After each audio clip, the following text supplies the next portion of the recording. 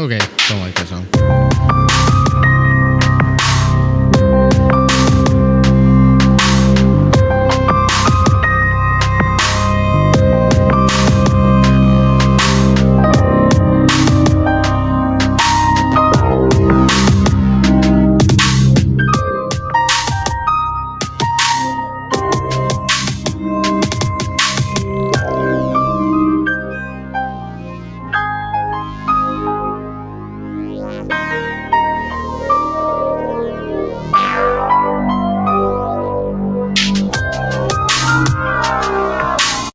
Hello, everybody. This is James, and welcome to the Serenity Journey.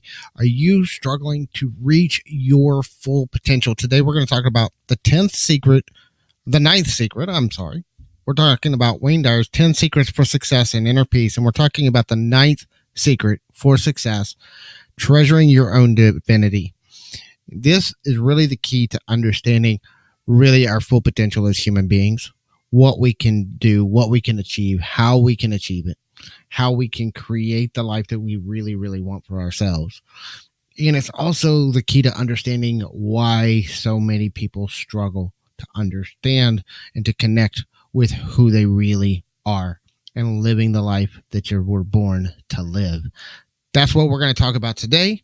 And we're going to talk about today the 6 faces of the ego and why these stop you from finding your own divinity. We're going to talk about what it is that true nature, what true divinity is, And we're going to talk about 3 things that we use to connect with that within ourselves and how you can start applying these into your life. If you're new here, thank you for joining us. Make sure you give us a thumbs up and subscribe to the channel. And that really helps YouTube know that people are enjoying our content. So if you like this show, if you like what we're talking about, and you want to see more of this getting out to more people, please support us that way. That's going to help YouTube know who to share the content out with. So what is this mean? What does it mean to treasure your divinity? First, we have to understand the nature of divine nature, which a lot of people don't understand. A lot of people think they understand it, but they don't. A lot of people do understand it. It's something I'm learning and growing, and I am, as I say every week, I'm not an expert at this stuff. I'm just a student in my own journey. Hopefully I can share a few ideas that might help you to create this sense of identity with yourself and start reframing your identity with who you are. But basically, everything in the universe is energy, and that energy is the divine energy. And we have a disconnect between religious teachings and spiritual teachings because of the nature of the divine presence. If you really break down what most spiritual teachers throughout history have been teaching, every single one of them, from Jesus, Lao Tzu, Buddha, they all taught one very key principle, that we look within to find our connection to source. We look within to find our connection to God, to source energy, to whatever you want to call the divine energy. We look inside of ourselves to find it. Almost every spiritual teacher that was an ascended master taught this in their teachings, and most religions kind of gloss over that part because if you're looking outside of yourself, then they have the ability to manipulate and control you. If you start looking within, it takes away their power to control your experience of the divine. And so I'm here to talk about understanding this divine energy. Everything in creation has a vibration of energy. Science is even starting to prove this, and this is what spiritual teachers have been teaching for thousands of years, and science through quantum physics is starting to define it this way, that everything at its core is just nothing. It's just energy. It's just vibrations of energy. And the denser that vibration, the more solid it seems, and the looser, the more vibrant that frequency is, the less solid it is. And so as human beings, we are part of that creation. So as human beings, we are just vibrations of energy. And all we're doing is we are constantly putting out energy and receiving energy with everything else in creation, whether it's going out in nature or the things that we have in our lives, the people that we interact with. Everything that we do is just an exchange of energy, giving and taking, giving and receiving. And so this really starts helping us to understand all of the spiritual laws, all the spiritual universe, and how everything works together to create this harmony that we call the universe, that we call this planet. Every thought that we think goes out into the universe and affects the vibration of that energy. Everything that we talk about, everything that we say, everything that we do, every action that we take goes out into this universal energy. If you've ever heard of people talking about reading auras, it's about being able to read the energy field that somebody has surrounded themselves with, through their thoughts, through their actions, through the energy that they're putting out into the universe. And in my own personal walk, I've come to where I don't see auras, but I can feel them. I can feel the energy coming up of other people as I interact with them. This is very what we call an empath, where I can feel the vibrations of energy. And yes, sometimes it's translated as emotion, and we can feel and sense the emotional energy, but it's not always just emotion. I can feel energies around me. I can feel spirit energies when they're around me. I can't see them, but I can feel those presences. And as we become more in tune with our own divine nature and our own ability to feel things and to connect with things, then we have the ability to create more awareness of ourselves, but we have to tune in inside first, and then those abilities start to develop externally from ourselves. One of the things that I have come to personally believe, and we talk about this all the time, is, I hear people talking about people having psychic abilities or people having extra normal abilities. They're not extra normal. Every single human on the planet has, to a greater or lesser degree, some of these abilities. We all have it. We're all innately born with it. The question is, do you learn to connect with it, or do you run and hide from it because you've been told that it's evil or that it's bad or that it's wrong to connect with that part of yourself and to align yourself with that? And I always tell people, for me, it's about, if everything is divine love, everything is divine energy, then that means everything in the universe and everything inside of me is divine. That means that everything that I have that I perceive to be a problem is only a problem because of my perception of it. And that anything that I believe is wrong with me or with my experience of life is just my perception of it. And this is what takes us out of alignment with our true nature. Our true nature is divine love. It's divine presence and the experience of God consciousness. And this is something that a lot of people struggle with. So the reason why we struggle with it is because of the nature of this thing we call the ego. And in the book, The 10 Secrets for Success and Inner Peace, Dr. Wayne Dyer talks about the ego and what he calls the 6 faces of the ego. And this is what I wanted to talk about next, because this is like key to understanding how we disconnect from denying source, how we disconnect ourselves from the face of our true nature. And the way we do this is, as we're born, we come into this world, and then all the other people that we're connected with influence our ability to connect with source. We're born in perfect harmony and connection.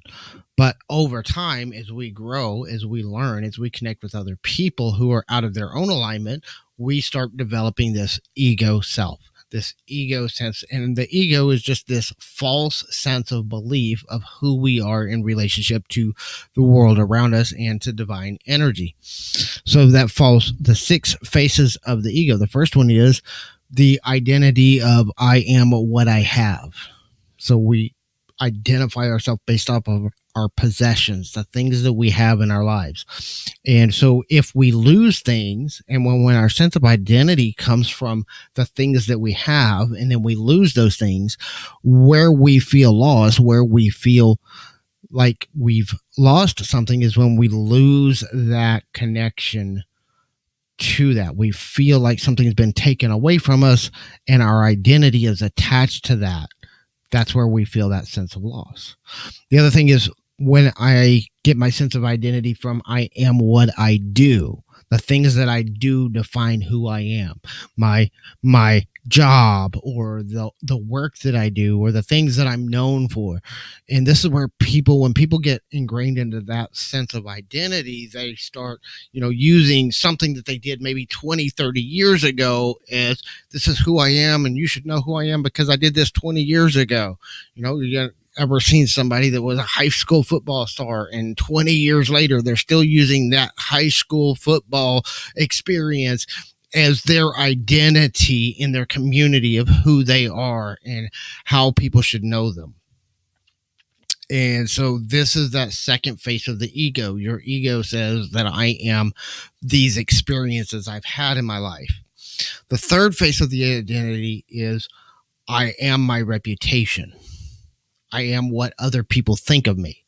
And so when your sense of identity comes from that, you spend all of your time trying to make people think good of you because you want people to think of you in a positive way. You want to make other people see you in the way you wish to be seen. And when you disconnect from that sense of identity, when somebody says or does something that tarnishes your reputation, of course, then we get upset, we get angry because we're trying to protect that identity. And it's just a false identity that we create as we go through and experience life. The third one is that I am separate. So the third part of the ego is I'm separate, the idea of separation. So I am separate from you would be the fourth face of the ego. I am separate from you. And when we start to go through this and we realize, I love Wayne Dyer gave the example in several of his programs. He said, the only reason I can't lift your finger is because I believe that I'm separate from you. And this is the face of just the ego-based identity of thinking that I am this body and that this body is separate from your body, and therefore we are separate beings. And when we start getting out of the ego face and we start connecting with divine source energy, which is in everything, we realize that I am connected to divine, you are connected to divine, so you and I are connected to each other. And this is where we can sometimes experience things. I don't know, see it with twins a lot. You see it a lot with people that are really, really tightly connected, that they can be in totally different locations, even sometimes across the world, and they can know when something's happened to the other person because they can feel it, because they're in that divine connection with each other. And sometimes you can even, have thoughts that are in alignment with somebody else's, even if you're not even in the same place, because you're in that connection with each other, because we have that connection with each other. And we all have this connection with each other. That's the thing, is we all have it. It's just most of us don't recognize it. We don't realize it. And so that's something that we have to do. As we start going in and separating ourselves from the ego, we start realizing that we're connected to everyone and everything in creation, everything in the planet, every person, everyone. And the third face of the ego, fifth face of the ego, is that I'm separate from everything I believe to lack in my life. Everything that I think I need that I don't have, I am separate from those things. When your sense of identity comes from that identity of lack, that I am separate from money, or I'm separate from the right job, I'm separate from the career or the right relationships or the people that I need or the resources I need to do what I need to do.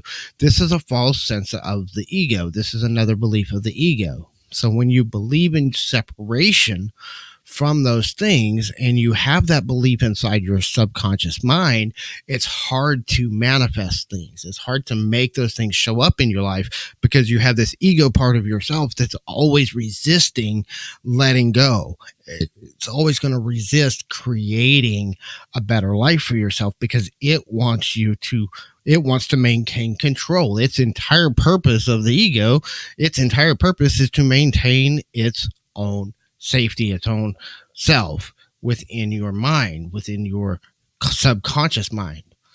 And so if it's trying to maintain itself, it's going to create self-sabotaging habits. It's going to keep you separate from the things that you are separate from. So you have to move outside of that and into divine love, into unconditional love, and out of that. And then the last face of the ego is, I believe I am separate from God. And this is the one that most religions teach. Most religions teach a separation from God. It's God as being something outside of yourself. And when you start finding that God is inside of you, and you really truly understand that, not just because somebody told you to, not because I told you, but you actually feel that, and you can feel that connection within yourself, then you start to recognize the other side of that, which is God is also in everyone else. When you start recognizing that God is inside of you and God is inside of everybody else, then you cannot have any enemies, because you start to realize that everyone you consider to be an enemy is also a piece of God. They are a piece of the divine energy within them. And so as you break free of that illusion of the ego, this frees you to have unlimited potential, because now you're connected to everything that you desire. You have the ability to attract and manifest everything that you desire by simply aligning yourself with it. When you start connecting with the divine within you, you can find peace with yourself. When you find connection in the divine with the other people, and you recognize that you are not separate from them because you have that divine energy inside of you, now you can help heal other people. You can resolve conflict with other people. You're now empowered to really reach your full potential. But the ego really wants to maintain control by keeping you in this belief of separation. The ego wants to keep you believing in this identity that you have to have things in order to be happy, in order to be whole. And the reality is, you don't need any of it to be happy. You don't need any of it to be whole. You don't need any of it to accomplish what you need to accomplish. And everything that you need to live the life that you were born to live is already inside of you. And sometimes physical things can help you to do that, to do it better. And you can manifest those things once you realize you're already connected to everything that you need to create the life that you want. It may not come in the way that our ego-based mind wants it to, because our ego-based mind wants to control how things happen, when things happen, exactly what happens. When we release that need for control, that idea that we have any control and that we need to control it, and we surrender, now we free spirit, we free divine energy to come into our life in the way it needs to craft our life so that we live that full potential for which we were born. Part of this goes into understanding purpose. I believe we all have a divinely inspired purpose. In other words, we came to this planet for a reason. Each and every person on this planet right now is here for a purpose. It's up to you to figure out what that purpose is. It's not my place to tell anybody what their purpose is. It's your job to figure that out for yourself. But I believe that we all have one. And I believe that you have to find a way to align yourself with that God-given purpose. And when you do, everything will flow easily from that. Everything's going to flow naturally from being in alignment with that purpose, with that intention in your life. If you like this stuff, make sure that you give us a like and a thumbs up down below, and you can support the channel as well. If you're interested, you can go to Buy Me a Coffee and support the channel. Donations are never expected, but we do appreciate them from everybody that gives them to us. That's what helps keeps our content free and helps keep us being able to share more content with people like you. That's also how we pay for some of the services that we use to continue streaming the content that we put out. So everything in creation is here to support you. When you start adopting this idea that every person you meet was there to help you in some way, random people you meet at the grocery store, from the people that you see coming by and delivering stuff to your house, these are all people that are here to help you. The people that you have the close relationships with, these are the people that are here. And one of the things that I found in my own life is the people that I have the most conflict with are the people that are there to help me the most.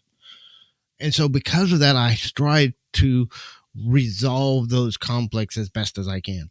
Now, that doesn't mean that I give them what they want. That doesn't mean I give them their way. But I personally believe that I am there to learn something from them, and they're there to learn something from me. So I personally believe whenever I have conflict with another person, now they may not be open to the lesson. That's not my problem. And it's not that I don't care whether they learn it or not, but I can't control that. I can't control whether they're open to learning what they need to learn or not. All I can do is try to learn the lessons that are there for me and share what I can share, what I feel led to share.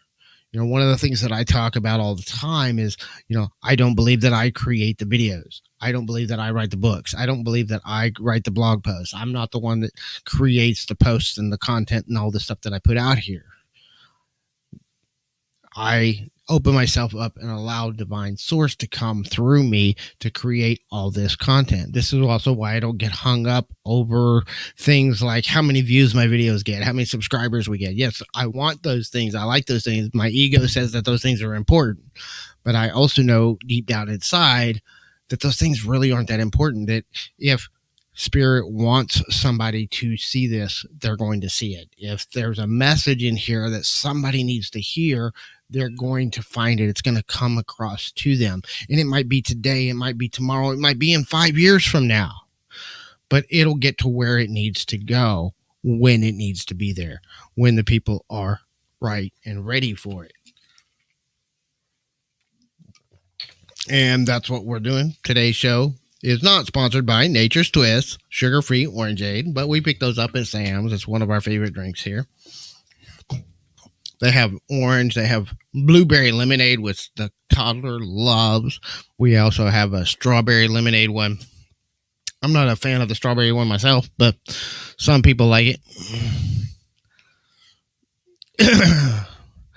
So one of the things that we're doing as we go through these phases of the ego is now how do we start removing those influences of the ego from our lives? Because that's one of the keys to really living your full potential is learning how to get that ego consciousness out of control in your life. And if you really want to be successful, you're going to have to learn how to move those influences so that you can connect better with the divine source within you. And of course, one of my go-tos is always meditation and journaling. I talk about this one almost every week because it's two of the practices that I do almost every day for almost every one of these shifts that I make in my life. I go to meditation. I did meditation just before starting the stream so that I can kind of make sure I'm in the right mindset, in the right place mentally and emotionally and spiritually as I come to create this content for you. And one of the things to creating that way is being able to quiet your mind, get yourself into complete silence. This is hard to do, especially when you're ADHD like I am. It's really, really hard to slow down the mind and get it to that quiet place. But when you can train yourself to do this, it took me a long time to train my brain to shut off.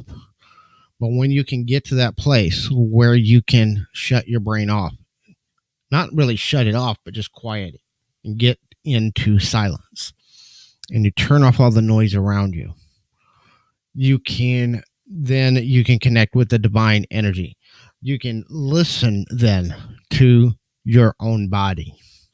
Tune in. I think listening is one of the most important skills. We talk about listening, but a lot of people think about it as listening to other people and listening to what other influencers are saying. The first thing you need to do is listen just to yourself.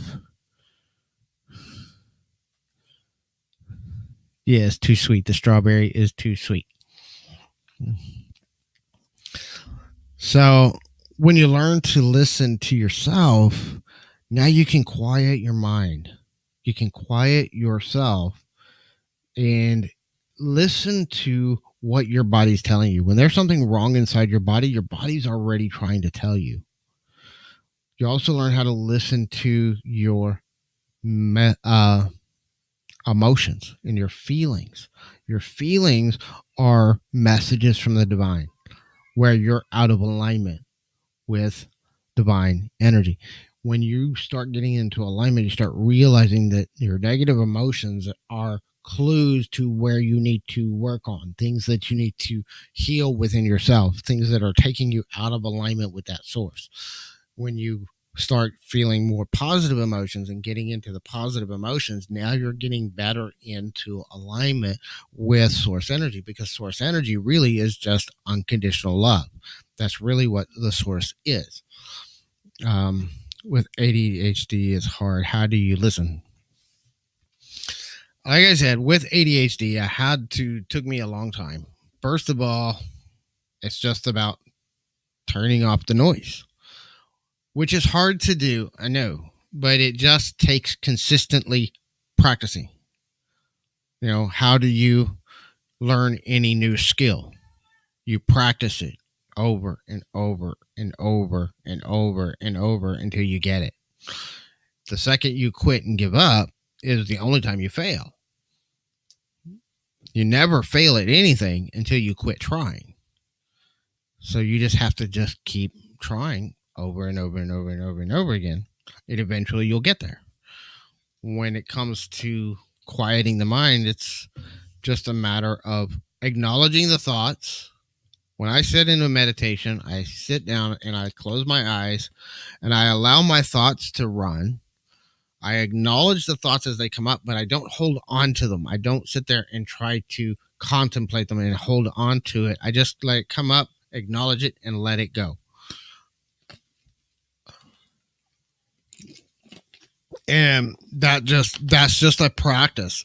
It's not something that I can show you how to do. It's just something you have to just practice doing over and over and over again. And eventually it'll start to work. It took me a long time. It took me months of consistently trying to make myself do it. And it got to the point of me just having to set alarms for myself to remind myself to sit down and do meditations and practice these skills. Meditation is a skill that you develop with practice. And then there's other ways to do meditation. You know, the silence meditation is just one form of meditation. You can also do guided meditations where somebody is guiding you through steps, where people are playing some soft music and somebody maybe vocalizing or verbalizing steps to do within your mind. And those can be very beneficial as well. I use those sometimes myself. Sometimes I use just meditation music, and sometimes I put on just white noise to help kind of break up the silence. I have some YouTube channels that I just do meditation music, or if I want, like sometimes there's some channels here on YouTube that just do like a flowing stream, and it's just something to distract my mind from the thoughts.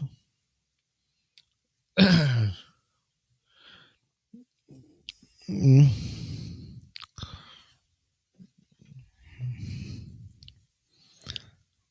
I understand. Again, the other thing that I found with my ADHD is the more I practice doing it, the more I get control over the distractions. The distractions is part of the ADHD, but it's also part of the lack of self-discipline. And it's hard to do, but you just have to just keep trying, and eventually you can start getting control over the distractions. Doesn't mean that we completely control it, but we get more control over it. We get more able to consistently set aside the distractions and just focus the mind. It's one of the biggest tools I've had for controlling my ADHD. I'm not saying that it works for everybody. I'm just saying for me, it's one of the tools that I use to control my ADHD is learning to control my mind. I think it's one of the things that I think is sadly not taught in schools. You know, if you read anything or study anything in personal development, almost everything in personal development is talking about learning how to discipline and control your mind. But nobody teaches us how to do that. And I don't know. It's hard for me to tell you how to do something that I do it myself just through consistently trying. I don't know what else to tell you. You can either give up and quit, or you can just keep trying. And I'm stubborn, and I'll keep trying until I figure it out. But I can't really tell you how to do it because I just do it. I don't know. I can't show you what's going on inside my head.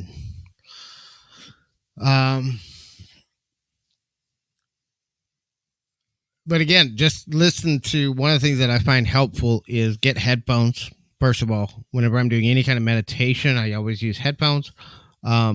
Get some headphones and just start with using something like a bubbling stream or some soft music and put that on and listen to it over and over again. And that'll help with getting that sense of control, getting it started. And then start doing the silence meditations after you've kind of gotten used to doing it with that background noise, and just put it on very softly, but you can turn that on. Like I said, there's a couple that I listen to that are just like a bubbling stream or a flowing water. There's some that I've even listened to every once in a while, kind of crazy, but it's like a thunderstorm playing in the background. And I don't know, it's weird. That's calming to me. So, but I'm a Scorpio. I like a lot of water. So I connect with that water energy, that flowing water.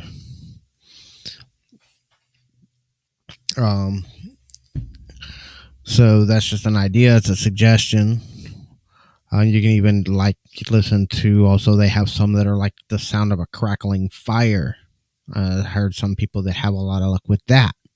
So, but it's some kind of a soft noise that you can play in the background that'll help distract your mind from all the distractions. So that's one. Number two is journaling and sitting down and writing in a journal. I've talked about journaling a lot. There's three kinds of journals that I like to do on a consistent basis, and then I just do random journals as well. One is writing out a gratitude journal, and I usually start my days, and I just get like these composition books. We just picked up a whole bunch of these at the store on back to school sale for like 50 cents a piece. Just write gratitude. Just take 5 minutes a day and just sit down and write down the things that you're grateful for in your life, and try not to repeat the same things over and over again. I like to go for a whole month without ever repeating myself. But if you can sit down and spend 5 minutes every day just writing about the things that you're grateful for, this gets your mind into the attitude of appreciation. And then in the evening, sometime just before bedtime, sit down and write all your worries for the day and do a worry journal where you write all the things that you're worried about throughout the day in that worry journal. Again, 5 to 10 minutes a day to sit down and write the things that you're worried about. And when you can do that, and it starts training your mind to worry during that worry time, and you spend less and less time throughout the day worrying. Again, it's another consistent practice. It's a practice. It's not something that's going to happen overnight. It can take months. And I can't tell you how long it'll take you. I've seen people do it within a couple of weeks, and I've seen some people that took a year or 2 years or 3 years of trying to do it before they really started to get it. So it's just something you just keep trying until you start getting it. Everybody's mind works differently too, so it's hard to define how to do it. And with ADHD, I know a lot of people that take medications for ADHD, and I'm not medicated myself right now, but it does help some people. There's also things like teas. I love, like, sometimes before I do a meditation, I will drink some chamomile tea. Chamomile tea helps me to kind of relax, and it helps me to center and relax and focus more. So maybe try some different herbal teas and things like that and see if that helps you to calm yourself down. Again, that's just something I use. Everybody's different. Some people react well to it. Different people react differently to different things.